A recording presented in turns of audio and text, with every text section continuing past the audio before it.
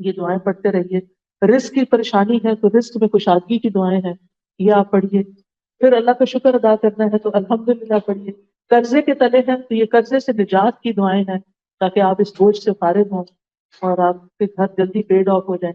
اور پھر یہ کہ صبح و شام کے اذکار جو ہیں وہ حفاظت کے لیے بہت ضروری ہے کہ آپ مشکلات سے بچے ہی رہیں. عافیت کی دعا ہے اس میں جو اللہ تعالیٰ کو بہت پسند ہے.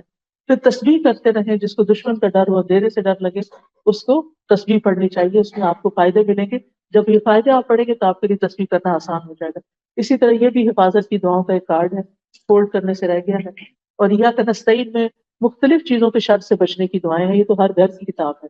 اور پھر حدیثوں کی یہ کتابیں ہیں جو آپ اپنے بچوں کے ساتھ شیئر کر سکتے ہیں. اگر آپ کے ٹیچر ہیں، کسی اسلامی اسکول میں ہیں، تو یہ آپ کے لیے ایک اچھا ریسورس ہے. تو آپ سے اجازت چاہتی ہوں. آپ سب کا بہت شکریہ کہ آپ اپنا چھٹی کے دن میں وقت نکال کر یہاں پر پہنچے.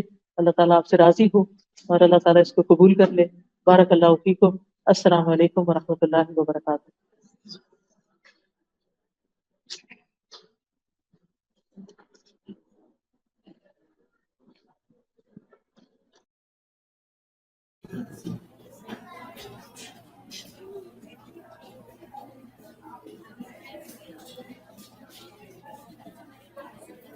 محمد وعلى آل محمد كما صليت على إبراهيم وعلى آل إبراهيم إنك حميد مجيد.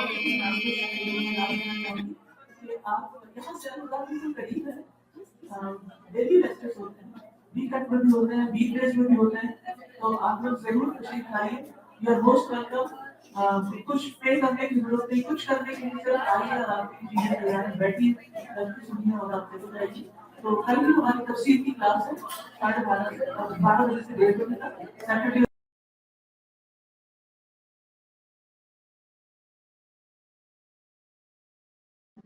وَإِذَا أَذَقْنَا النَّاسَ رَحْمَةً فَرِحُوا بِهَا وَإِن تُصِبْهُمْ سَيِّئَةٌ بِمَا قَدَّمَتْ أَيْدِيهِمْ إِذَا هُمْ يَقْنَطُونَ. اور جب ہم لوگوں کو اپنی رحمت کا مزہ چکھاتے ہیں تو وہ اس پر خوش ہو جاتے ہیں، اور اگر انہیں کوئی تکلیف پہنچتی ہے جو ان کے اپنے ہاتھوں نے آگے بھیجا ہوتا ہے اس کے سبب، تو یکا یک وہ مایوس ہو جاتے ہیں. اس آیت میں، اس سورۃ الروم کی آیت نمبر 36 ہے، اس آیت میں انسانوں کی نفسیات کا ذکر ہے کہ انسان خوشی کے موقع پر کیا کرتا ہے اور غم کے موقع پر کیا کرتا ہے. یعنی جب اسے خوشی ملتی ہے تو وہ اترانے لگتا ہے، وہ اللہ کو بھول جاتا ہے. لیکن جب غم آتا ہے اور وہ ان کے اپنے ہی اعمال کی وجہ سے انہیں کوئی تکلیف پہنچتی ہے، مصیبت آتی ہے، تو پھر یکا یک وہ مایوس ہونے لگتے ہیں. یعنی انسان کے اندر، بہت کم انسانوں کے اندر ایک اعتدال کا رویہ ہوتا ہے کہ جس میں وہ خوشی اور غم کے موقع پر اپنے آپ کو کمپوز رکھیں، خوشی کے موقع پر اللہ کا شکر ادا کریں اور غم کے موقع پر صبر و شکر سے کام لیں. لیکن انسان کا عمومی رویہ یہی ہے کہ انسان خوشی کے موقع پر شکر ادا کرنا بھول جاتا ہے اور اسی طرح تکلیف کے موقع پر صبر کرنا بھول جاتا ہے. لیکن مومن کا حال اس کے برعکس ہوتا ہے. مومن ہر چھوٹی اور بڑی نعمت پر اللہ سبحانہ تعالیٰ کا شکر ادا کرتا ہے، اور پھر کسی بھی خوشی کو، نعمت کو، خوشحالی کو اپنی محنت کا نتیجہ نہیں سمجھتا، اپنا کمال نہیں سمجھتا. وہ یہ نہیں سمجھتا کہ یہ سب کچھ میں نے کیا ہے، بلکہ وہ یہ سمجھتا ہے کہ یہ سب کچھ میرے رب نے مجھے دیا ہے، اس لیے وہ رب ہی کی طرف رجوع کرتا ہے. اور جب تکلیف ہوتی ہے تو وہ سمجھتا ہے کہ یہ میری آزمائش ہے اور جلد ختم ہو جائے گی، لہٰذا وہ اسے دائمی نہیں سمجھتا کہ یہ ہمیشہ کے لیے میرے گلے پڑ گئی ہے، بلکہ نا امید ہونے سے بچتا ہے. تو مومن خوف اور امید کے درمیان رہتا ہے. اگر اس کے دل میں خوف آتا بھی ہے تو وہ اس سے نکل جاتا ہے، اور اللہ تعالیٰ سے امید اور رحمت کی امید اس کا خوف دور کر دیتی ہے. اس طرح انسان فخر اور غرور سے بھی باز رہتا ہے اور مایوس ہونے سے بھی رکا رہتا ہے. تو انسان اگر اپنی زندگی پر غور کرے تو جتنی اس کو نعمتیں ملی ہیں اس کے مقابلے میں تکلیفیں بہت کم ہیں. لیکن ہمارا حال یہ ہوتا ہے کہ ہم نعمتوں کا ذکر کرنا بھول جاتے ہیں، جبکہ اللہ تعالیٰ نے فرمایا فَأَمَّا بِنِعْمَةِ رَبِّكَ فَحَدِّثْ، کہ جہاں تک تمہارے رب کی نعمت کا تعلق ہے تو اس کا ذکر کرو، اس کو بیان کرو. نعمتوں کا ذکر کرنا چاہیے، نعمتوں کو یاد کرتے رہنا چاہیے اپنے دل ہی دل میں، اور دوسروں کے سامنے بھی اللہ سبحانہ و تعالیٰ کا شکر ادا کرنا چاہیے. اللہ تعالیٰ اگر مال دیتا ہے، صحت دیتا ہے، عافیت دیتا ہے، امن اور آرام دیتا ہے، کھانے پینے کی وافر نعمتیں دیتا ہے، موسم اچھا ملتا ہے، ہمارے حالات اچھے ہوتے ہیں، ہم ایک پرامن جگہ پر رہتے ہیں، تو یہ ساری نعمتیں ایسی ہیں کہ جن کو پا کر انسان کو شکر گزار ہونا چاہیے. اور اس کے ساتھ یہ کہ انسان ہمیشہ اللہ تعالیٰ کی طرف رجوع کرتا رہے اور اپنا کمال اس کو نہ سمجھے، اور کسی بھی نعمت کے ملنے پر ناشکری سے بچے. کیونکہ انسان کی فطرت میں یہ چیز بھی ہے کہ جب اس کو کوئی ایک چیز مل جاتی ہے تو وہ اس پہ قناعت نہیں کرتا، وہ چاہتا ہے اس سے اور آگے ملے اور آگے ملے. لہذا وہ اس کو بھول کر اور کی تلاش میں نکل کھڑا ہوتا ہے. لہذا جو نعمتیں اس کو ملی ہوتی ہیں ان سے بھی پوری طرح فائدہ نہیں اٹھاتا. ہم دیکھتے ہیں کہ مومن کی ایک صفت یہ بھی ہے کہ وہ نعمت کی نسبت اللہ تعالیٰ کی طرف کرتا ہے، اس سے اللہ تعالیٰ اس سے راضی ہو جاتا ہے. اور دوسری طرف یہ ہے کہ انسان کے اوپر تکلیف کب آتی ہے؟ جب اس کا مال چلا جاتا ہے، جب اس کی اولاد کو کوئی تکلیف پہنچتی ہے، یا اولاد دنیا سے چلی جاتی ہے، یا پھر یہ ہے کہ کوئی آزمائش آ جاتی ہے مال میں، یا قحط پڑ جاتا ہے، یا دنیا کے حالات کچھ خراب ہو جاتے ہیں جیسے کووڈ آ گیا تھا، یا اور اسی طرح کے غم آ جاتے ہیں زندگی میں. تو ایسی صورت میں بندہ مومن مصیبت پہنچنے پر سب سے پہلے اپنا جائزہ لیتا ہے. کیا؟ کہ کہیں میں نے کوئی گناہ تو نہیں کیا تھا، میری کوئی غلطی تو نہیں. مثال کے طور پر اگر بچے کی طرف سے کوئی تکلیف آئی ہے، بچہ ستا رہا ہے، بچے کی طرف سے کوئی پریشانی ہے، تو انسان کو فوراً سوچنا چاہیے کہ کہیں میں نے اپنے والدین کو تو کوئی تکلیف نہیں دی تھی، کہیں ایسا تو نہیں کہ میں نے اس کی تربیت میں کوئی کمی کی ہو، کہیں ایسا تو نہیں کہ میں اس کو ٹائم کم دیتی ہوں، کہیں ایسا تو نہیں کہ میں نے اس کو کچھ سکھایا نہیں جو سکھانا چاہیے تھا. تو انسان مومن جو ہے وہ فوراً اپنی غلطیوں کی طرف نظر دوڑاتا ہے. صرف اس بات کا شکوہ شکایت نہیں کرتا رہتا کہ بچہ ایسا ہے اور بچہ یہ کرتا ہے اور بچہ وہ کرتا ہے، بلکہ اور آج کل کے تو بچے ہی ایسے ہیں، اور یہ تو میڈیا نے ان کو خراب کر دیا ہے، اور گیجٹس نے خراب کر دیا ہے، اور گیمز نے خراب کر دیا ہے. یہ ساری چیزیں بھی فراہم کرنے والے ہم خود ہی ہوتے ہیں. اور پھر بعض اوقات یہ ہوتا ہے کہ ہم خود اپنے ہاتھوں اپنے بچوں کو ایسی تعلیم دیتے ہیں کہ جس سے وہ نہ اللہ کے رہتے ہیں، نہ دین کے، نہ ایمان کے، اور نہ ماں باپ کے. یعنی جو بچے دین کو چھوڑ جاتے ہیں پھر عموماً وہ ماں باپ کو بھی چھوڑ جاتے ہیں، کیونکہ دین ہی ان کو یہ سکھاتا ہے کہ انہوں نے ماں باپ کا حق ادا کرنا ہے. قرآن مجید میں کئی مقامات پر اللہ تعالیٰ فرماتے ہیں وَاعْبُدُوا اللَّهَ وَلَا تُشْرِكُوا بِهِ شَيْئًا وَبِالْوَالِدَيْنِ إِحْسَانًا، اللہ کی عبادت کرو، اس کے ساتھ کسی کو شریک نہ ٹھہراؤ، اور والدین کے ساتھ احسان کرو. یہ سبق تو قرآن سکھاتا ہے، اسلام سکھاتا ہے، دین سکھاتا ہے. لیکن افسوس یہ کہ ہم نے ان کو دین ہی تو نہیں سکھایا. ہم عام طور پر ان کی دنیاوی تعلیم کے لیے تو پریشان ہوتے ہیں، لیکن دینی تعلیم کے لیے خاطر خواہ بندوبست نہیں کرتے. ناظرہ قرآن پڑھا لیا، زیادہ سے زیادہ خوش ہو گئے تو حفظ کرانا شروع کر دیا، لیکن دین کی انڈرسٹینڈنگ، دین کی سمجھ بوجھ، اس کے بارے میں ہم کم ہی غور کرتے ہیں. اب آپ دیکھیے کہ جن اسکولوں میں وہ جاتے ہیں وہاں تو ہر چیز دین کے الٹ جا رہی ہے، وہاں تو ان کو دین نہیں ملتا. مسجد ہم انہیں نہیں لے کر جاتے، وہاں بھی دین نہیں ملتا. پھر اس کے بعد آپ دیکھیں کہ گھر پہ ماں بھی دین نہیں سیکھی ہوئی، لہٰذا اس کو ماں بھی نہیں سکھاتی. باپ ہے تو وہ اپنی کمائی میں مصروف ہے، اور اگر زندگی کی دوڑ میں لگے ہوئے ہیں تو باپ کے ساتھ ماں بھی مصروف ہے.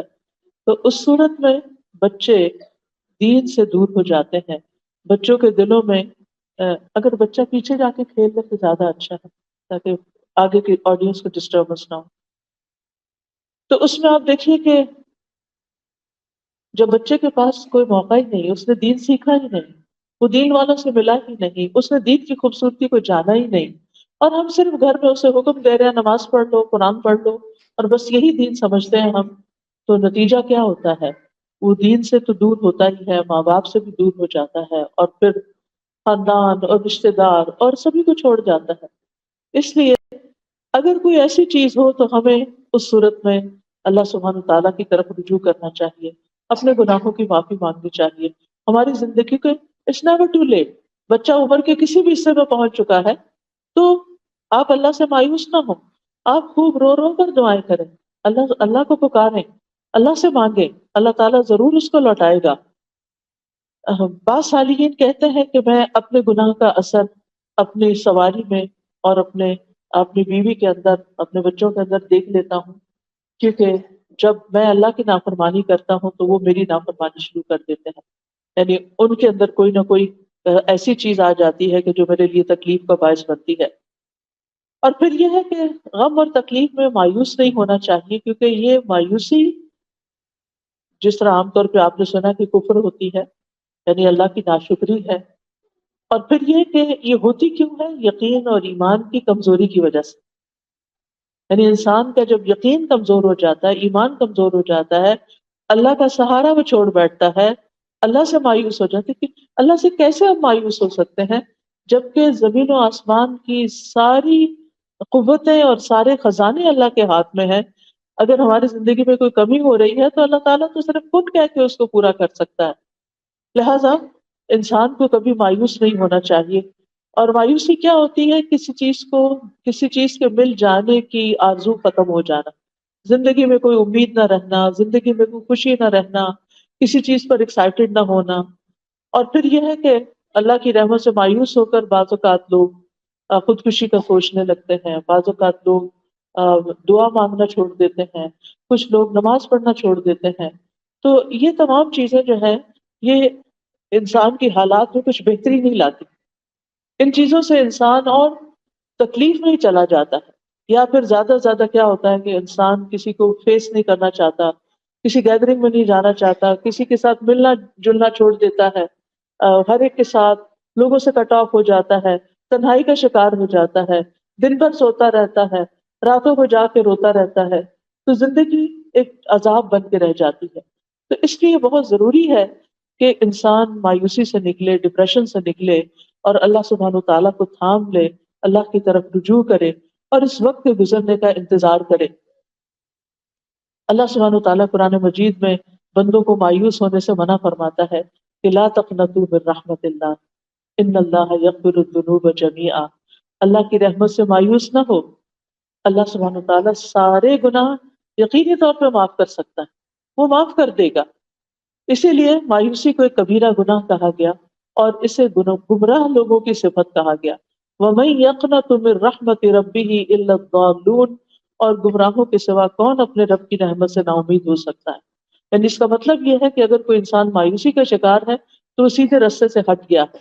جو رستہ اللہ سبحانہ تعالیٰ کی طرف جاتا ہے اور اللہ سبحانہ تعالیٰ کی رحمت جس سے انسان پاتا ہے، تو ایسی صورت میں انسان نا امید نہیں ہو سکتا.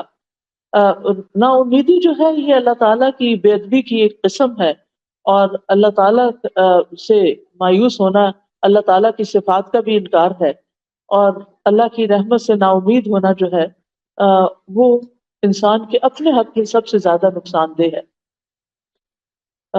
پھر ہم دیکھتے ہیں کہ اللہ سبحانہ تعالیٰ اپنے بندوں کو مایوس ہونے سے بچاتا ہے، اور اس کے لیے بارش کی مثال دی جاتی ہے کہ وہی ہے جو بارش برساتا ہے جبکہ لوگ نا امید ہو چکے ہوتے ہیں، اور اپنی رحمت کو پھیلا دیتا ہے، اور وہی مدد کرنے والا ہے اور تمام تعریفوں کے لائق ہے. اسی طرح ایک حدیث قدسی میں آتا ہے، نبی صلی اللہ علیہ وسلم نے فرمایا ہمارا رب عز و جل اپنے بندوں کی مایوسی پر ہنستا ہے. حالانکہ اگر بچے کو پیچھے لے جائیں، تھوڑا سا پیچھے کی سیٹ پہ لے جائیں، نبی صلی اللہ علیہ وسلم نے فرمایا ہمارا رب عز و جل اپنے بندوں کی مایوسی پر ہنستا ہے، حالانکہ حالات کی تبدیلی قریب ہوتی ہے. تو ایک صحابی ہیں، انہوں نے عرض کیا اے اللہ کے رسول صلی اللہ علیہ وسلم، کیا رب عز و جل بھی ہنستا ہے؟ اللہ تعالیٰ بھی ہنستا ہے؟ تو آپ نے فرمایا ہاں. تو انہوں نے عرض کیا جو رب ہنستا ہے ہم اس کے ہاں خیر اور بھلائی کو کم نہیں پا سکتے، یعنی پھر وہ تو خوب خیر اور بھلائی کو عام کرنے والا ہے. سفیان ابن عیینہ کہتے ہیں جس نے لوگوں کو اللہ کی رحمت سے مایوس کیا یا خود اللہ کی رحمت سے مایوس ہوا، اس نے دراصل ایک غلط کام کیا. یعنی نہ تو کسی کو مایوس کرنا چاہیے اور نہ خود مایوس ہونا چاہیے، کیونکہ مایوسی کفر اور ہلاکت کا سبب ہے. گمراہی کی ایک وادی ہے اور مایوسی میں تباہی ہے.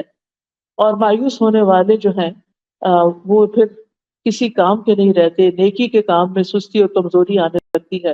مایوسی سے انسان اللہ کے ذکر سے دور ہو جاتا ہے اور بعض اوقات گمراہیوں کی طرف اور گناہوں کی طرف چل پڑتا ہے. بعض لوگ ڈرنک کرنا شروع کر دیتے ہیں، بعض لوگ نشے کا شکار ہو جاتے ہیں اور انسان پروڈکٹیو نہیں رہتا. مجبوراً جو دنیا کے کام کرنے پڑتے ہیں، حتیٰ کہ کھانے پینے سے بھی غافل ہو جاتا ہے، اس کو کھانا پینا بھی اچھا نہیں لگتا، اس کے دل سے سکون اڑ جاتا ہے، سکینت ختم ہو جاتی ہے، بے قراری اور غم اس کی زندگی پہ چھا جاتا ہے، اس کے دل کے اندر ایک بگاڑ آ جاتا ہے. اور پھر ایسی صورت میں انسان کو چاہیے کہ اپنا سیلف انالیسس کرے تاکہ وہ اس کنویں سے باہر نکلے، اس مصیبت سے باہر نکلے. ہم سب کے لیے کچھ سوال ہیں، میں سوال کرتی جاؤں گی، آپ اپنا جائزہ لیتے جائیں کہ میں کیوں میں اللہ کی رحمت سے مایوس ہوئی، کب ہوئی، کن کن مواقع پر میں پریشان ہوتی ہوں، وہ کون سی چیز ہے جس کی وجہ سے میرے اندر چڑچڑا پن آ جاتا ہے. آپ گھر جا کے ان سوالوں کو لکھ بھی سکتے ہیں.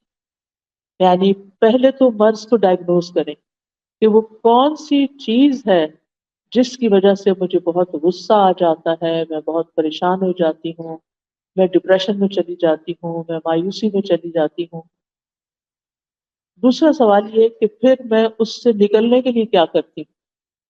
یعنی کیا میں اس میں جب گرتی ہوں تو پھر میں گری رہتی ہوں یا میں باہر آنے کی کوشش کرتی ہوں. اس وقت میری کیفیت کیا ہوتی ہے، رونا دھونا یا شکوے شکایت کرنا یا ہر وقت اٹھتے بیٹھتے آہوزاری کرنا یا پھر کسی علم والے سے، کسی ڈاکٹر سے، کسی سائیکیٹرسٹ سے، کسی دینی عالم سے رجوع کرنا. اب دیکھیے کہ ہم میں سے ہر ایک کی آزمائش فرق ہوتی، لیکن دنیا کا کوئی انسان ایسا نہیں کہ جو آزمایا نہ جائے. مثلا ہم چھوٹی چھوٹی چیزوں پر بھی اپنی زندگی میں پریشان ہوتے ہیں. مثال کے طور پر آپ جس گھر میں رہتے ہیں وہاں کا شور، بچوں کا شور یا کسی کا اونچا بولنا آپ کو بہت ڈسٹرب کرتا ہے، جس کی وجہ سے آپ سارا دن ڈسٹرب ہی رہتے ہیں. پھر اسی طرح کسی کا اصول توڑنا، مثلا آپ اپنے ہسبینڈ کے ساتھ گاڑی میں جا رہے ہیں، وہ اسٹاپ سائن پہ رکتے نہیں، وہ ڈرائیونگ کرتے ہوئے اسپیڈ لمٹ سے آگے چل پڑتے ہیں.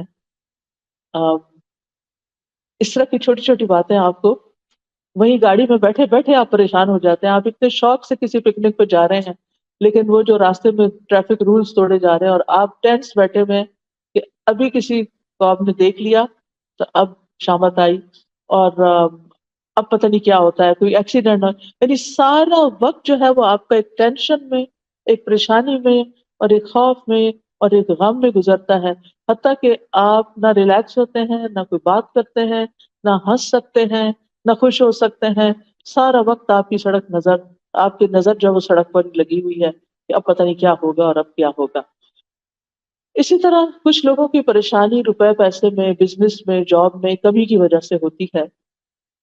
کبھی لوگوں کو اپنے خاندان والوں سے بہت شکوے شکایات ہوتے ہیں، والدین سے شکایتیں ہوتی ہیں، پھر شوہر ایسا مل گیا، پھر بچے ویسے ہو گئے، پھر بہن بھائی ایسے ہیں، پھر رشتے دار ایسے ہیں، زمانہ ہی ایسا ہے، لوگ ہی ایسے ہیں، کوئی بھی اچھا نہیں، سبھی سے بددل، سبھی سے مایوس، کوئی توجہ نہیں دیتا، کوئی مجھ سے محبت نہیں کرتا. یعنی اس قسم کی باتوں میں کھوئے رہتے ہیں. کچھ لوگوں کو اللہ کا شکر ہے کہ صحت کا بھی مسئلہ نہیں ہوتا، رشتے داروں کا بھی، ان میں سے اپنا مالی مسئلہ سب نعمتیں ہیں، وہ پوری دنیا کو اپنے سر پہ بٹھا دیں. کس ملک میں کیا ہو رہا ہے اس کی خبریں سن، اس کی سن.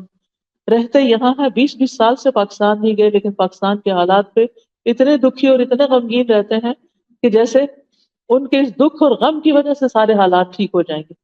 جس محفل میں بیٹھے گے وہاں پالیٹکس ڈسکس کرنا شروع کر دیں گے، اور مستقل ایسا لگتا ہے کہ جیسے وہی سب سے زیادہ ایکسپرٹ ہیں ان ساری چیزوں میں. حالانکہ ان ساری باتوں کا ان کی ذات سے کوئی خاص تعلق نہیں ہے. جب آپ کسی ملک میں رہتے نہیں ہیں تو اس کے غم پالنے سے آپ کا کچھ بھلا نہیں ہونے والا. یاد رکھیے، خوشی یا مصیبت پہنچنے پر اپنے رویے، اپنے ریاکشن کو دیکھا کریں کہ میں اس پر ریاکٹ کس طرح کرتی ہوں، اور پھر اور اس ریاکشن کے بعد وٹ نیکسٹ، میں کیا کرتی ہوں. یعنی مثال کے طور پر شوہر کی کوئی بات بری لگی، اس کے ساتھ غصے سے ریاکٹ کیا، اس کے بعد اس کا بھی موڈ آف ہو گیا، آپ کا بھی ہو گیا. اب سارا دن کوئی بول چال نہیں، اب سارا دن اپنے آپ کو کھائے چلے جا رہے ہیں، کھائے چلے جا رہے ہیں. اب آپ کو کرنا کیا چاہیے؟ اب آپ سوچتے ہیں کہ اب یہ حالات ٹھیک کیسے ہوں، کہ کچھ مرد حضرات تو ایک دفعہ ناراض ہو جائے تو پھر دن ہی لگ جاتے ہیں ان کو واپس لوٹنے میں. تو پھر آپ کو یہ پریشانی لگتی ہے کہ اب پتہ نہیں کس دن گھر کا ماحول ٹھیک ہوگا، اور پھر ابھی ٹھیک ہو نہیں رہتا کہ پھر دوبارہ کوئی مسئلہ پیش آ جاتا ہے. تو ضرور سوچیں کہ کہیں میری وجہ سے تو نہیں یہ ہوتا، کہیں میں تو اس کا سبب نہیں، کہیں میں تو اس کو اوور ریئیکٹ نہیں کر جاتی. کیونکہ دو چوائسز ہوتی ہیں آپ کے پاس. ایک یہ کہ آپ کسی ایسی سچویشن کو جو آپ پسند نہیں کرتے اس کو اگنور کر جائیں، وہاں سے ہٹ جائیں، وہاں سے نکل جائیں. کوئی بات بری لگی ہے تو تھوڑی دیر کے لیے اپنے آپ کو کنٹرول کر لیں، زبان سے کچھ نہیں نکالیں. ٹھیک ہے آپ کے چہرے پہ تو ضرور آئے گا کہ آپ کو اچھا نہیں لگا، لیکن اگر آپ اپنا منہ زپ کر کے باہر نکل جاتے ہیں تو آپ کے لیے آئندہ آسانی ہو جائے گی. تھوڑی دیر کے بعد وہ دھواں چھٹ جائے گا اور حالات نارمل ہو جائیں گے. لیکن اگر آپ اس وقت وہاں بول پڑتے ہیں اور اونچی آواز سے بول دیتے ہیں اور نیگیٹولی ریئیکٹ کرتے ہیں تو وقتی طور پر تو آپ کا غصہ جو ہے وہ نکل جائے گا، لیکن اس کا خمیازہ لانگ ٹائم تک بھگتنا پڑے گا. اور پھر اگر ایک انسان ریپیٹڈلی ایسی حرکت کرتا ہے تو وہ بدنام بھی ہو جاتا ہے. یہ تو ہے ہی ایسی، اس سے تو یہی توقع رکھنی چاہیے. تو اگلا جو آپ اپنی ڈائری میں جا کے لکھیں گے یا کسی کاغذ پر، وہ یہ کہ خوشی یا مصیبت کے پہنچنے پر میرا رویہ کیا ہوتا ہے، اور پھر یہیں سے آپ نکال سکتے ہیں کہ میرا رویہ کیا ہونا چاہیے. آپ اس پیپر کو یوں دیکھیں کہ جیسے یہ کسی کی بات لکھی ہوئی ہے کہ اس نے خوشی یا غم کے موقع پر یہ رویہ اختیار کیا، تو آپ کہیں گے ہے اس کا دماغ صحیح ہے، ایسا کیوں کیا؟ یعنی آپ کو اپنا رویہ خود ہی درست نہیں لگے گا. اس کے بعد یہ ہے کہ جب کوئی معاملہ خراب ہو جائے، جب حالات پریشان کن ہو جائیں، تو پھر آپ اپنے قابل اعتماد لوگوں سے ڈسکشن کر سکتے ہیں، سوال کر سکتے ہیں، اس معاملے کا حل پوچھ سکتے ہیں. لیکن اگر سامنے والا جس کو آپ اپنی کہانی سنا رہے ہیں، اگر وہ آپ کو آئینہ دکھانے کی کوشش کرے کہ یہ غلطی دراصل آپ سے شروع ہوئی ہے، تو اس کو اپنے اوپر ایک حملہ نہ سمجھے، اس کو اس کی خیر خواہی سمجھے کہ یہ شخص میرا ہمدرد ہے، کیونکہ آپ نے پہلے اس پہ ٹرسٹ کیا، اسی لیے تو آپ اس کے پاس گئے. تو ٹرسٹ وردی شخص کو پھر ٹرسٹ ہی کریں، اس کی کسی بات کو مائنڈ نہ کریں، اس کی بات کو پرسنل نہ لے لیں کہ یہ تو ہے ہی ایسا. اور پھر یہ بعض اوقات لوگ انجسٹ بھی ہوتے ہیں، صحیح بات نہیں بھی کر رہے ہوتے، لیکن وہ اپنے تجربات سے بات کر رہے ہوتے ہیں. یہ ان کے ایکسپیرینسز آف لائف ہوتے ہیں جن کی روشنی میں وہ آپ کو مسائل کا حل بتا رہے ہوتے ہیں. تو ایسی صورت میں جب آپ ڈسکشن کر رہے ہوں تو اس میں سب سے پہلی بات یہ، یعنی آپ کو مسئلہ پیش آیا، اب آپ کسی کے پاس گئے، آپ مسئلہ بتا دیں. سب سے پہلے تو اپنے آپ کو کام ڈاؤن کریں، مسئلہ بتاتے ہوئے جذباتی نہ ہو، اپنے جذبات کو ایک طرف رکھ دیں. کیونکہ بہت سے لوگ جب مسئلہ بتاتے ہیں تو یا رونے لگتے ہیں، یا پھر کافی دیر تک ان کو سمجھ نہیں آتی کہ انہوں نے کہنا کیا ہے. دوسروں کا وقت بھی بہت قیمتی ہوتا ہے. جب آپ کسی کے پاس کوئی مسئلہ لے کر جائیں تو پہلے گھر سے ہوم ورک کر کے جائیں کہ میں نے کیا پوچھنے کے لیے جانا ہے. یہ نہیں کہ اس کے پاس بیٹھ کے بار بار یہ کہیں میں تو بہت کچھ سوچ کے آئی تھی لیکن میرے دماغ سے سب کچھ اڑ گیا ہے. تو اس طرح کی باتیں نہ کریں، بلکہ اپنا وقت بھی استعمال کریں اور دوسرے کا بھی کریں. چاہے بہن ہی ہو آپ کی، دوست ہو، آپ کے ہسبینڈ ہو، کوئی بھی ہو، پہلے سے ہوم ورک کرے کہ میں نے کہنا کیا ہے، اور پھر جب آپ اس کے پاس جائیں اپنی بات کو اچھے سے بتائیں اور اس کی بات کو پوری توجہ کے ساتھ سنیں، بہت اچھے سے سنیں، بیچ میں اس کی بات نہ کاٹیں، بیچ میں نہ بولیں۔ جب وہ بتانے لگے، کچھ آپ کو سمجھانے لگے، چاہے آپ کو پسند آ رہا ہے یا نہیں آ رہا، جواب آپ کی مرضی کے مطابق ہے یا نہیں ہے، تو آپ اس کو سن لیں ایک دفعہ، کوئی اور رائے نہ دیں۔ پھر آپ بیٹھ کے اس کی نیت پہ شک نہ کرنے لگے کہ یعنی کہ اس کی نیت ہی خراب ہے، یہ تو میرا بھلا چاہتا ہی نہیں، کیونکہ دنیا میں کوئی ٹول ایسا ابھی تک ایجاد نہیں ہوا جس سے کسی کی نیت پرکھی جا سکے۔ اس معاملے میں بھی اور عام طور پر بھی کسی کی نیت کو اٹیک نہ کریں۔ جو بھی انسان ہے، جیسا بھی ہے، اس کے ساتھ اس کے بارے میں حسن ظن رکھیں، اس کے بارے میں پازیٹیو سوچیں کہ یہ اچھا انسان ہے، انلس کہ وہ کوئی ایسی چیز کرے تو اس معاملے میں اس کو ایکسکیوز کر دیں، لیکن چھوٹی موٹی غلطیوں سے یا کسی کی ٹنگ سلپ سے اس میں ہنسنا نہ شروع کر دیں یا اس کے بارے میں برا خیال نہ کریں۔ پھر آپ دیکھیے کہ جب آپ گفتگو کریں، اپنا مسئلہ بیان کریں، تو اپنی نیت کو بھی ٹٹولیں کہ آپ کیوں مسئلہ بیان کر رہے ہیں، اور پھر یہ کہ آپ واقعی مسئلے کا حل چاہتے ہیں یا صرف کتھارسس چاہتے ہیں کہ آپ کو کوئی مل جائے کہ جس کے سامنے اپنی کہانی سنائے۔ بعض لوگ ایسا بھی کرتے ہیں کہ کسی کے پاس جاتے ہیں، اس کو مسئلہ سناتے رہتے ہیں، سناتے رہتے ہیں، سناتے رہتے ہیں، اور اس سے پوچھنے کی زحمت بھی نہیں کرتے کہ آپ اس بارے میں کیا کہتے ہیں۔ جب ساری کہانی سنا چکتے تو وہ کہتے ہیں بس یہی تھا جو آپ کو بتانا تھا، آپ کو بتانا چاہ رہے تھے، اینڈ دیٹس اٹ، کہانی ختم ہو گئی ہے، اب ہمارا غصہ دور ہو گیا۔ کوئی مشورہ ملے یا نہ ملے، اور اس نیت سے تو جاتے ہی نہیں کہ کوئی مشورہ ملے گا تو اس پہ عمل کرنا ہے، وہ تو صرف اپنے دل کی بھڑاس نکالنے کے لیے بازو کا تھم جاتے ہیں۔ اور پھر ایک شخص کو بھی سنا کے تسلی نہیں ہوتی، کچھ باقی رہ جاتا ہے، کوئی اور دوسرا پکڑ لیتے ہیں، اس کے ساتھ بیٹھ جاتے ہیں، اس کو سناتے ہیں، کوئی تیسرا مل جاتا ہے، اس کو سناتے ہیں، اور پھر اس طرح اپنے آپ کو مزید کنفیوز بھی کرتے ہیں۔ تو بہرحال ہمیں بات طریقے سے کرنی ہے، جس سے بھی کرنی، ہر میں سے ہر ایک کو ضرورت ہوتی ہے کاؤنسلنگ، اور پھر یہ ہے کہ اپنی رائے دوسروں پہ مسلط نہیں کرنی، بلکہ دوسروں کے نقطہ نظر کو سمجھنے کے لیے دھیان لگانا ہے، اور اگر آپ کو دوسرے کی کوئی بات سمجھ نہیں آئی تو شائستہ انداز میں اس سے سوال بھی کرنا ہے کہ آپ اپنی بات دوہرا دیجئے۔ اور پھر یہ ہے کہ انسان کو غم، پریشانی، دکھ، مایوسی سے نکلنے کے لیے کچھ اور کام بھی کرنے ہیں، جو دوسروں سے صرف باتیں نہیں کرتے رہنا، اپنے آپ سے بھی کچھ بات کرنی۔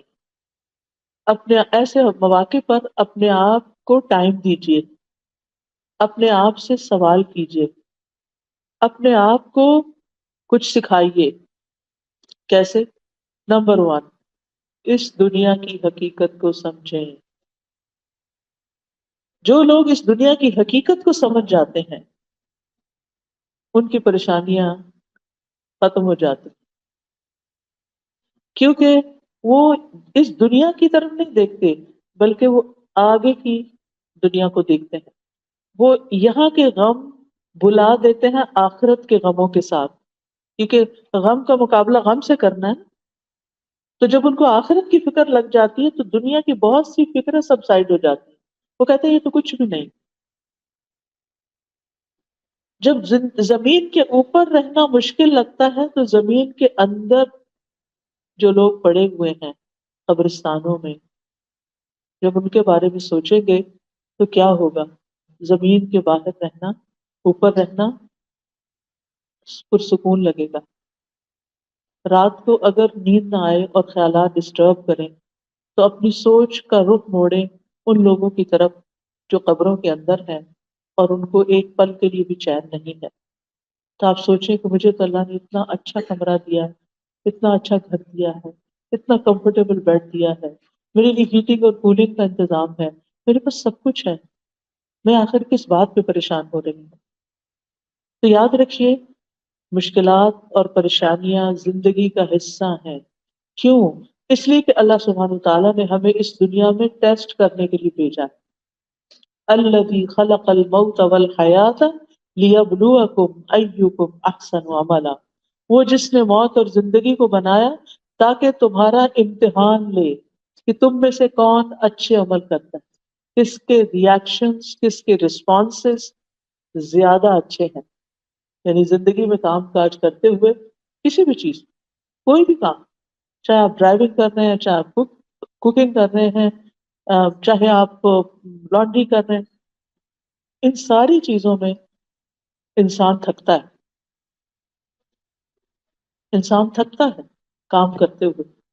کچھ لوگ ہوتے ہیں وہ اظہار نہیں کرتے، ان کا وقت بھی گزر جاتا ہے. اور کچھ لوگ ہوتے ہیں ہر تھوڑی دیر کے بعد کہتے ہیں آج تو بہت تھک گئی، بہت تھک گئی. یعنی جو پاس بیٹھے ہوں گے وہ بیزار ہو جائیں گے سن سن کر آپ کی تھکاوٹ کی بات. نتیجہ کیا ہوتا ہے؟ وہ آپ کے پاس بیٹھنا نہیں چاہیں گے. پھر آپ بہت پریشان ہوں گے کہ یہ لوگ مجھے ٹائم نہیں دیتے، مجھے توجہ نہیں دیتے، میری بات نہیں سنتے. اصل میں آپ نے خود ہی بگایا ان کو ایسی باتیں کر کر کے جن کو نہ کر کے بھی گزارا ہو سکتا تھا.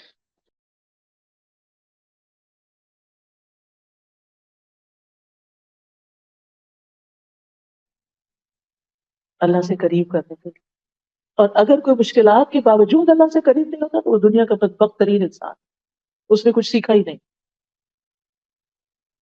کسی وقت کوئی بھی چوٹ ہمیں لگتی ہے تو ہمیں فوراً اللہ کو یاد کرنا چاہیے، فوراً قرآن کی طرف لوٹنا چاہیے. بازو کا تو اور کوئی نہیں، وہ جو ہمارا ہڈن دشمن ہے نا، شیطان. اور ایک تو اندر دشمن بیٹھا ہوا نفس، اس کے کچھ تقاضے ہوتے ہیں، جب وہ پورے نہیں ہوتے تو وہ اداس ہو جاتا ہے. اور کچھ شیطان کے وسوسے ہوتے ہیں. فوراً قرآن کی طرف جائیں، تلاوت شروع کر دیں، کوئی قرآن کی تفسیر شروع کر دیں، قرآن کی کسی مجلس میں چلے جائیں، مسجد میں چلے جائیں، جا کے بیٹھ جائیں، اللہ کا ذکر کریں. آپ کا دل اچھا ہو جائے گا. مشکل وہیں کھڑی ہے، آپ کا دل اچھا ہو جائے گا. آپ کو تو اس سے غرض ہے نا کہ آپ کا دل اچھا ہو جائے. مشکلیں تو جب جانا تو جائے گی. اب take care of your self, take good care of your self. اپنا خیال رکھیے، اپنے اوپر فوکس کیجیے کہ مجھے کون سی چیز طاقت دیتی ہے. فزیکلی ویک کر رہی ہے تو کیا کرنا ہے مجھے، اسپرچولی ویک ہو رہی ہوں تو کیا کرنا ہے، ایموشنلی ویکنس کا شکار ہوں تو کیا کرنا ہے، مجھے اس وقت کیا کرنا ہے. اور جو نسخے آپ کو کام آتے ہیں نا وہ لکھ لیا کریں اور اس وقت انہیں کو استعمال کریں. پھر ایک ہیبٹ اپنی بنائیں کہ اپنی زندگی میں ایسی بکس پڑھیں جس میں انبیاء اور صحابہ کے حالات ہوں کہ وہ کیسی کیسی مشکلات سے گزرے. سب سے زیادہ آزمائش پیغمبروں کی ہوئی ہے، صحابہ کرام کی ہوئی ہے، لہٰذا ان کے واقعات سے سبق لیں. ابراہیم علیہ السلام کی کوئی مشکل آئی تھی؟ آئی تھی؟ پڑھا ہی ہوگا قصہ. آ کر ہر سال ہم قربانی کا گوشت تو وجہ سے کھا لیتے ہیں اور یہ واقعہ یاد کرنا بھول جاتے ہیں کہ قربانی کس نے کی تھی، کس چیز سے آزمائے گئے. کتنی بڑی عمر میں بچہ ملا تھا ان کو. بعض روایات میں 100 پلس ہے اور بعد میں 86 ایئرس. اور پھر اس کو چھوڑ دیا، ماں کے ساتھ چھوڑ دیا مکہ میں. اور جب بڑا ہوا تو حکم ملا اسے ذبح کر دو. سبحان اللہ. ہم جیسا کو ہوتا تو اللہ سے ناراضی ہو جاتا کہ کیوں، اتنی دعاؤں سے تو مانگ کے لیا ہے اور اب آپ لینا چاہتے ہیں اس کو. کبھی آپ نے دیکھا ہوگا ایسے پریشیس چائلڈ جو ہوتے ہیں اگر دنیا سے چلے جائیں تو لوگوں کا حال کیا ہو جاتا ہے، اللہ سے بھی ناراض ہو جاتے ہیں. بہرحال لیکن ابراہیم علیہ السلام کے ساتھ کیا ہوا؟ آزمایا ضرور گیا لیکن وہ ہر آزمائش میں کامیاب ہوئے، ہر ٹیسٹ پاس کیا. تو اللہ تعالیٰ نے بالکل نہ یا نہ رکونی بدن و سلام علی ابراہیم. اور پھر بیٹے کے لیے کیا کیا، گھنٹے سے تبدیل کر دیا. آزمائش میں پوری ہو ہر موقع پر جب ہاتھ میں پھینکے گئے کتنی سخت آزمائش تھی لیکن انعام کیا ملا. اللہ تعالیٰ فرماتے ہیں وَإِذِ ابْتَلَىٰ إِبْرَاهِيمَ رَبُّهُ بِكَلِمَاتٍ فَأَتَمَّهُنَّ قَالَ إِنِّي جَاعِلُكَ لِلنَّاسِ إِمَامًا. دنیا کی امامت مل گئی. آج جیوز ہوں، کرسچنز ہوں، مسلمز ہوں، سب ان کو اپنا بڑا مانتے ہیں. ان کی اولاد میں سے بنی اسرائیل نکلی، ان کی اولاد میں سے محمد صلی اللہ علیہ وسلم پیدا ہوئے. اتنا شاندار بچہ ملا ان کو اپنی نسل میں. اور کیا چاہیے اس سے بڑی کوئی نعمت؟ لیکن یہ نعمتیں امتحان کے بعد ہی ملتی ہیں. جو امتحان سے گزر مایوس ہو جاتا ہے اور امتحان کے وقت ثابت قدم نہیں رہتا پھر اس کے لیے خیر نہیں. اور جو پاس کر جاتا ہے پھر آگے، جو بچے امتحان پہ امتحان پاس کر جاتے ہیں آپ دیکھیے کہ پھر ان کے لیے کتنے اچھے چانسز آگے بڑھتے چلے جاتے ہیں. تو صحابہ کی زندگی سے سبق سیکھیں کہ کس کس طرح ان کی زندگی میں مشکلات آئیں حضرت عائشہ کا واقعہ یاد کریں کہ جب ان پہ الزام لگا تھا تو پھر ان کے ساتھ کتنی تکلیف میں انہوں نے مہینہ گزارا تھا اور پھر کس طرح اس سے وہ نکل آئے. پھر یہ کہ دعاؤں میں اللہ کے ناموں سے مدد مانگے. مثلا اگر بیمار ہوتے ہیں تو ہم کہیں یا شافی، اللہم انت الشافی لا شفاء الا شفاء اشف شفاء لا یغادر سقما. ہم اللہ کے نام سے دعا کر رہے ہیں، اور اللہ کا ہر نام ایسا ہے جس کے بغیر ہم جی نہیں سکتے. اس لیے آج کے بعد اگر آپ اللہ سبحانہ تعالیٰ کے نام، ایک ایپ بھی ہے اسماء اللہ الحسنی، اس میں اللہ کے ناموں کی ڈسکرپشن دی ہوئی ہے، وہ آڈیوز ہیں میرے اور اللہ کے نام بھی ہیں، اور اس کو ترنم سے پڑھا ہوا بھی ہے. اگر آپ سنتے رہیں تو آپ کو یاد بھی ہو جائیں گے، میننگز بھی ہیں. تو اللہ کا ہر نام ہماری زندگی میں ایک اہمیت رکھتا ہے. ہمیں اللہ سبحانہ تعالیٰ سے صرف یا اللہ کہہ کے تعلق نہیں کرنا، اس کے سارے ناموں کے ساتھ کنیکٹ ہونا ہے.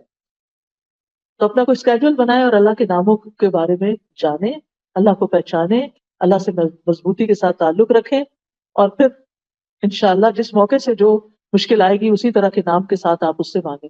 پھر اللہ سے اچھا گمان رکھیں کہ اللہ تعالیٰ ظالم نہیں، اللہ تعالیٰ علم رکھتا ہے، اللہ تعالیٰ حکمت رکھتا ہے، اللہ تعالیٰ قدرت رکھتا ہے. مشکل حالات میں 4 طرح کے لوگ ہوتے ہیں. نمبر 1، مشکل سے ناخوش ہونے والے، ایسے لوگوں سے اللہ بھی ناخوش ہو جاتا ہے. نمبر 2، مشکل حالات میں صبر کرنے والے، تو اللہ سبحانہ تعالیٰ ان کو بشارت دیتا ہے بشر الصابرین. تیسرے، مشکل حالات میں اللہ کی رضا میں راضی اور خوش ہونے والے. یہ رضا کا درجہ آزمائش سے خوش ہونے والوں کا یہ صبر سے اونچا درجہ ہے. یعنی صبر تو کرے نہیں، اللہ پہ راضی. اللہ آپ کو پتا ہے کہ آپ نے مجھے اس میں کیوں ڈالا، اب آپ ہی اس کو ٹھیک کریں گے، بس مجھے آپ سے اچھی ہی امید ہے، اچھا ہی گمان ہے، لہذا وہ خوش رہتے ہیں. پھر آخری درجہ کس کا ہے؟ شکر کا. مشکل حالات میں بھی اللہ کے شکر گزار رہتے ہیں، اور یہ عباد اللہ الصالحین ہی کرتے ہیں. احمد اللہ علی البلا، آزمائش پر بھی میں شکر کرتا ہوں، اللہ کی تعریف ہے. وہ کہتے ہیں الحمد للہ علی کل حال، ہر مشکل میں، ہر حال میں اللہ کا شکر، اللہ کی تعریف. ایک دفعہ کسی کی انگلی میں چوٹ لگی، ان سے کہا کہ آپ اس پہ ریئیکٹ ہی نہیں کر رہے، آپ نے کچھ ظاہر ہی نہیں کیا. تو کہا یہ تو انگلی میں چوٹ ہے، سوچے اگر میرے چہرے پہ چوٹ لگ جاتی، آنکھ میں لگ جاتی، پھر کیا ہوتا؟ تو میں تو اللہ کا شکر ادا کرتا. یہ ہوتا ہے شکر. تو بات یہ ہے کہ ہمیں اللہ سبحانہ تعالیٰ کا شکر ادا کرنا چاہیے. عروہ بن زبیر تھے، ایک سفر میں تھے کہ ان کی ٹانگ میں کوئی بیکٹیریا گھس گیا، وائرس آ گیا، تو ان کی ٹانگ کاٹنی پڑی کیونکہ وہ ایک بیماری بننے شروع ہو گئی. اس کا واحد حل یہ تھا کہ اس کو کاٹ دیا جائے، ٹانگ کو کاٹنا پڑا. تو انہوں نے ان سے کہا گیا کہ آپ کو الکوہل پینی پڑے گی تاکہ آپ نشے میں. ان کا یہ میں نہیں کر سکتا. انہوں نے کہا کہ اچھا میں جب نماز پڑھوں گا نا تو پھر تم کاٹ دینا. لہٰذا جب وہ سجدے میں گئے تو ان کی ٹانگ کاٹ دی گئی. عروہ بن زبیر کے 2 بیٹے ان کے پاس آئے. جب وہ آ رہے تھے باپ کو لینے کے لیے تو ایک بیٹا گھوڑے سے گرا اور مر گیا. ادھر سے ٹانگ گئی، ادھر سے بیٹا گیا. ایک اور مشکل آ گئی، اور بڑی بڑی مشکلیں. تو جس قافلے کے ساتھ وہ آ رہے تھے، قافلہ جب حضرت عروہ کے پاس پہنچا تو ان کا کہ کیسے بتائیں کہ ان کا بیٹا وفات پا گیا، ابھی تو ان کی ٹانگ کٹی ہے. کسی نے کہا کہ نہیں ان کو خبر نہ دو کیونکہ وہ خود مشکل میں، کچھ دن کے بعد بتائیں گے. کسی نے کہا نہیں ابھی بتائیں تاکہ بیٹے کی نماز جنازہ پڑھے. تو بہرحال متفق یہ ہوئے کہ ان کو بتا دیتے ہیں. اور جب ہوش میں آئے، ایک ٹانگ دیکھی تو کہنے لگے اللہ کا شکر ہے جس نے میری ایک ٹانگ سلامت رکھی. اور جب ایک بیٹا آیا اور دوسرا نہیں، تو شکر ہے اللہ کا جس نے مجھے یہ بیٹا دکھا دیا. دونوں ہی گر سکتے تھے، دونوں ہی مر سکتے تھے. تو انہوں نے صرف یہ کہا فلک الحمد علی ما اخذت وما اعطیت، جو تو نے عطا کیا اس پہ بھی تیرا شکر، اور جو تو نے لے لیا اس پہ بھی تیرا شکر. تو بات یہ ہے کہ مشکلات تو ہوں گی، لیکن نکلنے کے جو طریقے میں نے آپ کو بتائے ہیں ان پہ غور کیجیے، مشکلات سے نبٹنا سیکھیے، گھبرائے نہیں، اللہ آپ کے ساتھ ہے. شکر ادا کرتے رہیں، اس کی رضا پہ راضی رہیں، صبر سے کام لیں، تو آپ کو ایمان کی حلاوت محسوس ہوگی اور آپ کو نفس مطمئنہ حاصل ہوگا، جو ویری مچ نیڈیڈ ان دی موت. موت کے وقت بہت ضروری ہے، ورنہ جس حال میں انسان مرتا ہے دل کی حالت ویسے ہی ساتھ چلی جاتی. تو اللہ تعالیٰ سے دعا کرتے ہیں کہ اللہ سبحانہ تعالیٰ ہمیں مضبوط مومن بنا دے، ہمیں اپنی سعادت اپنے ساتھ سے محروم نہ رکھے، ہم سے راضی ہو جائے، ہم سب کی تکلیفیں مشکلات دور کر دے۔ جتنی بہنیں آئی ہیں یہاں، اللہ تعالیٰ ان سب کے غم دکھ پریشانیاں اور جو بھی ان کی زندگی میں مشکل چل رہی ہے اللہ تعالیٰ اس کو آسان کر دے، اور اللہ تعالیٰ ہمارے لیے موت کا مرحلہ آسان فرمائے، اللہ تعالیٰ ہمارے لیے قبر کا مرحلہ آسان فرمائے، اللہ تعالیٰ ہمارے لیے حشر کا دن آسان فرمائے، اللہ سبحانہ تعالیٰ ہمیں اپنا دیدار نصیب کرے، اللہ سبحانہ تعالیٰ ہمارے بچوں کو ہدایت اور ایمان پر رکھے، اللہ سبحانہ تعالیٰ ان کے لیے ہر طرح کی آسانیاں فرمائے، اللہ سبحانہ تعالیٰ ہمیں کبھی بھی ہمارے منہ سے کوئی ناشکری کی بات نہ نکلے، ہم اس کی رضا پہ راضی رہیں، اور جو کچھ اس نے ہمیں دیا ہے اس پہ شکر ادا کرتے رہیں، اور جو چیزیں ہماری زندگی سے چلی گئی ہیں ہم ان پر اللہ سبحانہ تعالیٰ سے راضی رہیں۔ وآخر دعوانا ان الحمد للہ رب العالمین۔ جن لوگوں نے اس مجلس کا اہتمام کیا ہے، یہ کرسیاں لگائی ہیں، والنٹیئر کیا ہے، اور جتنی بھی ٹیم ہے شروع سے آخر تک، جس طرح بھی آپ کو جس نے میسج پہنچایا ہے، اللہ ہم سب کو جزائے خیر عطا کرے اور ان کی اس نیکی کو قبول کرے، اور اللہ کرے کہ آج کے لیکچر سے ہماری زندگی میں واقعی کچھ فرق آئے۔ تو جو کی پوائنٹس سے گھر جا کے کہیں کاغذ پر لکھ لیجیے گا، جو باتیں آپ کو یاد رہیں، تاکہ کوئی مشکل آئے تو آپ اس کو پڑھ لیں اور پھر آپ کا دل اچھا ہو جائے۔ میرا خیال اسٹال بھی لگا ہوا ہے، اس میں کچھ کتابیں ہیں، آپ اپنے لیے اور اپنے دوستوں کے لیے لے کے جائیے۔ اس میں ایک استغفار کی برکت کتاب ہے، استغفار سے بھی مشکلات بہت حل ہوتی ہیں۔ سورۃ نوح میں آتا ہے فَقُلْتُ اسْتَغْفِرُوا رَبَّكُمْ إِنَّهُ كَانَ غَفَّارًا يُرْسِلِ السَّمَاءَ عَلَيْكُمْ مِدْرَارًا۔ استغفار کی برکت سے بارشیں برستی ہیں۔ وَيُمْدِدْكُمْ بِأَمْوَالٍ وَبَنِينَ، مال اور بیٹے اللہ تعالیٰ عطا کرتا ہے۔ وَيَجْعَلْ لَكُمْ أَنْهَارًا، نہریں جاری ہو جاتی ہیں، زمینیں زرخیز ہو جاتی ہیں۔ تو اگر آپ کے گھر میں یہ کتاب اور مشکل میں ہے تو انشاءاللہ پڑھیں گے تو آپ کے لیے آسانی ہوگی۔ پھر شکر بھی کرنا ہے تو شکر کے فائدے کیا کیا ہیں، یہ کتاب بھی بہت اچھی، ایک ایک صفحہ بھی روز پڑھ لیں تو چند دن ایک مہینے میں کتاب ختم ہو جائے گی، اور اس سے آپ کو ایک ڈوز ملے گی، آپ کو ایک انرجی ملے گی۔ پھر زبان کی حفاظت، زبان سے کسی تکلیف میں کوئی برے لفظ نہیں نکالنے، کیونکہ ہر چیز لکھی جا رہی ہے، تو بی کانشیس۔ تو اس میں ساری احادیث جمع کر دی گئی ہیں، خود بھی پڑھیے اور کو بھی سکھائیے۔ پھر زندگی میں آسانی کی دعائیں ہیں اس کارڈ کے اندر،